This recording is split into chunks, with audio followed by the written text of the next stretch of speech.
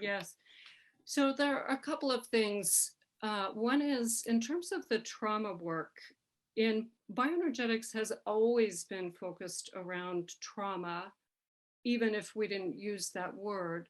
Hmm. And one of the ways that bioenergetics is focused around trauma specifically is that we have the theory, the belief, the notion that a person's body actually forms in response to the early childhood environment, and that a trained bioenergetic therapist then can know something about a person's early history by looking at their body and Yeah, looking at the shape of their body. right. And what our experience is about that is that this may be out of a person's awareness, but it becomes the lens through which they see their whole life. And it's not, there are different types of trauma. You know, there's acute trauma, there's an experience that's traumatic. And part of what we identify is what we call chronic relational trauma. Hmm. So it's not that the parent gets angry at the child once, you know, that happens to everybody, but that the parent is always angry at the child. And that is a traumatic environment for a child to grow up in. I have a client who was terribly, terribly abused by adoptive parents. And one of the most significant traumas about that is her parents were always angry at her. And she has said to me, literally, probably hundreds of times, because I've worked with her over a course of a number of years, are you angry at me? And Yeah.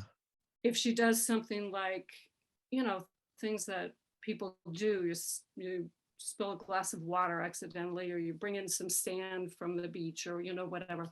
Oh no, are you angry at me? Are you angry at me? And healing those kinds of early, deep, traumatic relational experiences can take a lot of time and a lot of repetition, especially when they are that deeply ingrained in a person.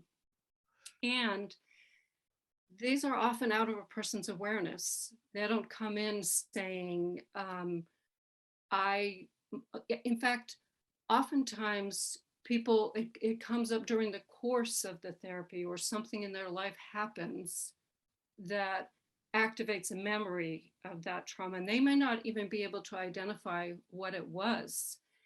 And so we work with that as it's in their body experience, and because I can read their body, it gives me a clue to that early experience that is coloring their whole life. Well, when you um, think back to your initial uh, meeting with her, um, how would you describe her body? Did you see that in her posture you saw evidence of this history? oh, absolutely, yes, yes, she is very, in fact, she walked up to my door and said, am I supposed to be here? You know, Yeah. people don't come to your door and say, am I supposed to be here? And I think with somebody that traumatized, any therapist certainly should be able to recognize some level of an extremely traumatized person. Maybe lay people can't recognize that, but she's very thin and very meek, exceedingly meek. And that's an ongoing problem for her in her life, and an ongoing challenge in the therapy to work on, Yeah. because if she protested anything that her parents did, they would hurt her worse. So speaking up for herself is extremely frightening and terrifying.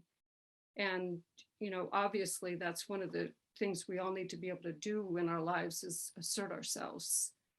Did the So look of her body change over the years with the during the course of the work, or are those postures so deeply buried that they just are fixed for good? uh, um, for her, again, because of the level of the trauma is so extreme, the fact that she's even alive right now is a major, major,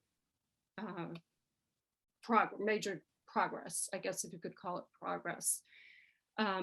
So just her being alive and having some enjoyment in her life Mm. is really the work.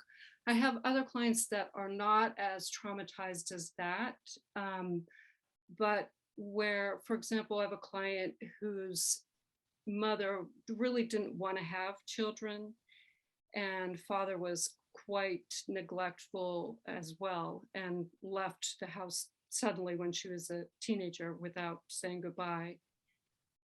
And you can see it in her body also. She's quite thin. Her skin is quite drawn, and quite pale, and she has a chest that's concave like that. Yes.